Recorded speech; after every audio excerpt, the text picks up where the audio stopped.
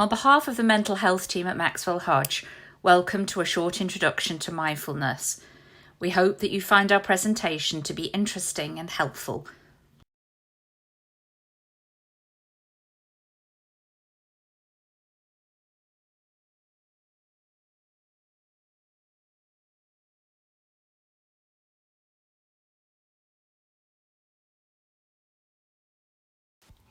It can feel as though we are regularly under scrutiny.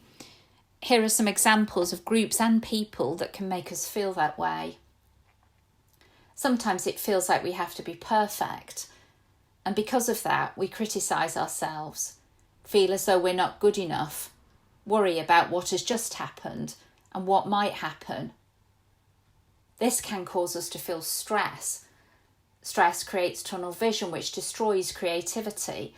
Stress affects memory. It can feel overwhelming, and we can forget to live for now.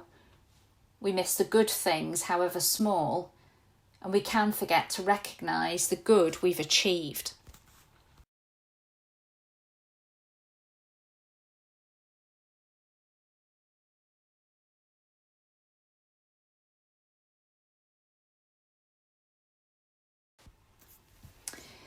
The mind can't distinguish between cognitive problem solving and rhetorical questions. Things like, why does this keep happening? Why can't things be different? Why is everyone better than me? Are all rhetorical questions. And each of these questions only lead to another. There's no ultimate answer, so you can end up falling back on, I can't find a solution, so I must be weak, a failure, stupid. This creates a mood. But it's not the mood that does the damage, but how you react to it. Your brain can't distinguish between someone being unkind to you and you being unkind to yourself. It responds in exactly the same way. Whilst challenges are good for keeping mind and body active, high stress lifestyles have a negative effect over time, causing depression, irritability, insomnia, anxiety, and high blood pressure. Stress is also highly psychosomatic, affecting everything from our digestive system to our skin.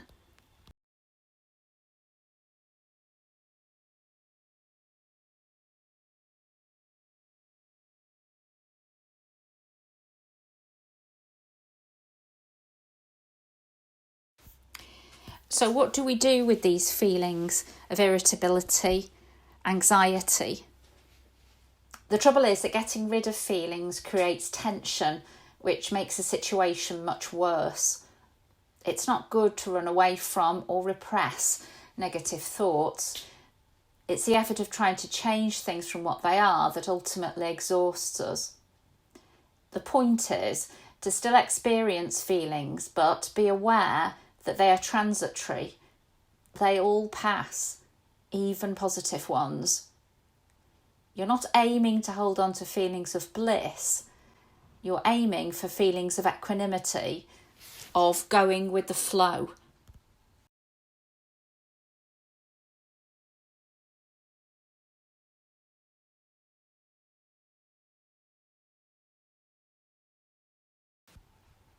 So how do we alter our approach? How do we change our way of thinking and therefore change our brain? Well, the brain of someone totally focused on one thing has lower amygdala activity. In other words, the fear button is off. That person has a steady heartbeat, normal blood pressure. That person is in a state of well-being. It is our ability to regulate our attention, reduce our reactive nature, and cultivate positive emotions that points the way to health and to happiness.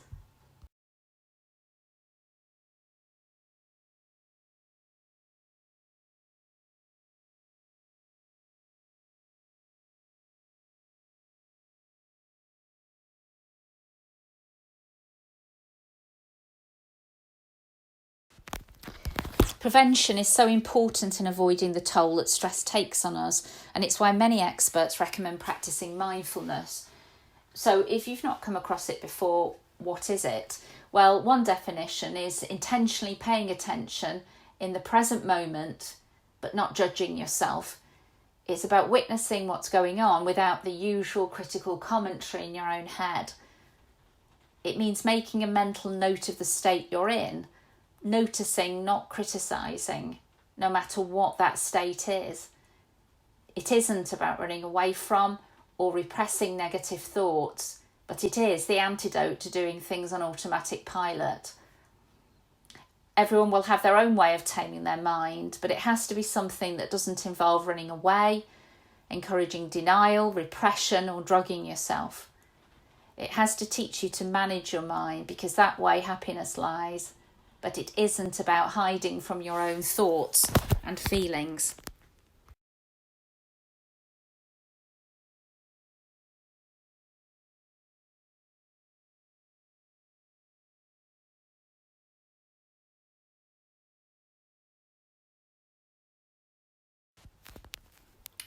So, how does mindfulness work? By standing back from your thoughts and emotions and by noticing them, you start to gain a new perspective. By sharpening your focus on what is happening right now, you start to notice that your thoughts are not facts. They are not who you are. They are actually just habitual patterns in the mind, nothing more. And as soon as you see them that way, they start to lose their bite. They're just brain events. They're not absolute truths. They're constantly changing patterns. The practice of mindfulness sharpens your focus so that you can do something about your mind being constantly distracted and mentally hijacked.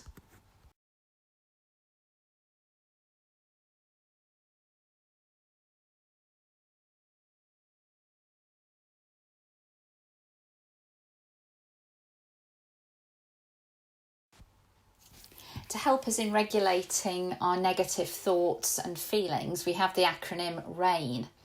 So R stands for recognise. It reminds us to recognise whatever you're feeling, because even identifying an emotion means you are starting to regulate it. Accept. All emotions are fine. It's how you think about them that does the harm. It's just a feeling. You don't have to act on it. Let it pass. It will change anyway. Investigate. Focus your attention on wherever the pain is in your body, just as you would with physical pain. As soon as you tune your body into the body sensation, the story ends. In other words, the feeling disappears. Non-interrogate. Step away from your emotion so that you're giving it space. Identify what it is and realise the feeling will pass.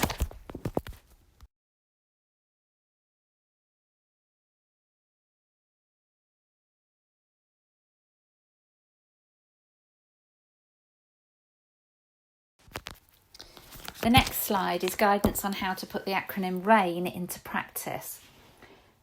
First of all, take a moment for yourself. Focus on the predominant negative feeling and notice where that arises in your body. So perhaps it could be making your heart race, or your legs feel weak, or give you stomach pains.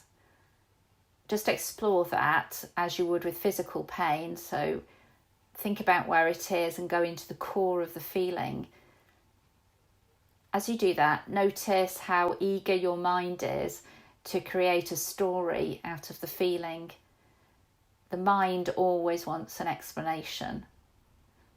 Stick with the feeling and try to skip the running commentary. By noticing without reprimanding, you'll see thoughts and feelings just as mental phenomena. They're not threatening, and they will go. What you think about is your choice.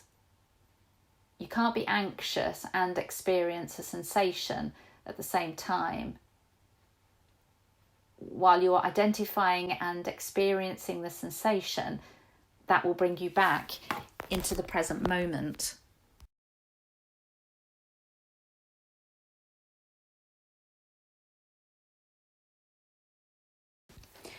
One of the exercises used in mindfulness is called anchoring. This provides a place for you to go to when you notice negative thoughts and feelings or rumination beginning, worries about what has happened, what may happen, and so on. You choose either one of your senses to return to when your mind gets agitated, or you can choose to go to the pattern of your breathing and focus on that. So when your mind tries to suck you into its never-ending story, you can return to where you are, what you can see, what you can hear, or the pattern of your breathing. Try to stick to your choice for a specific amount of time, otherwise you'll have a mind that jumps from thought to thought. Anchoring is about learning to experience without judging yourself. It's being aware of what is there without trying to change or fix it. So when your mind wanders, notice where it has gone. And without criticising, without judging yourself, just gently take your focus back to one of your senses or your breath. And when you do that, over time, you'll notice that your mind stops ricocheting. And the reason for this is because you don't have to think about a sense, you just experience it. And by paying close attention to what you're experiencing, you will find that you are right there in the present.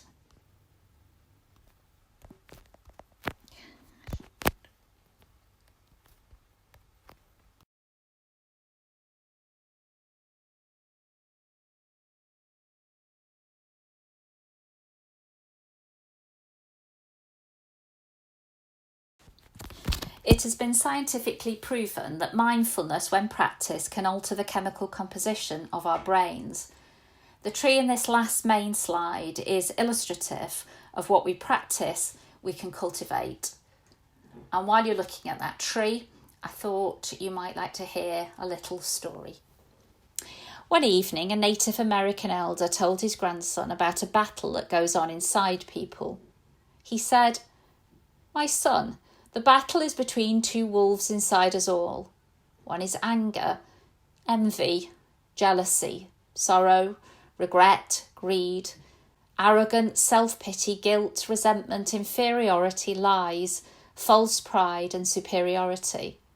The other is joy, peace, love, hope, serenity, humility, kindness, benevolence, empathy, generosity, truth, and compassion." The grandson thought about it for a minute, and then he asked his grandfather, "Which wolf wins?" The elder simply replied, "The one that you feed."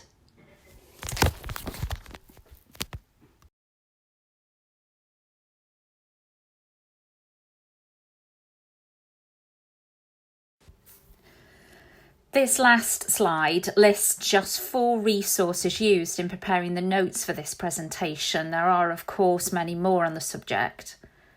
Professor Mark Williams is currently Emeritus Professor of Clinical Psychology and Honorary Senior Research Fellow at the University of Oxford. He developed mindfulness-based cognitive therapy. Ruby Wax is an actress, comedian, writer, and mental health campaigner and lecturer. In 2013, she gained a master's degree in mindfulness-based cognitive therapy from Oxford. In 2015, she was awarded an OBE for her services to mental health. This is the end of our presentation. The mental health team at Maxwell Hodge hope that you have found it to be enjoyable and to be useful.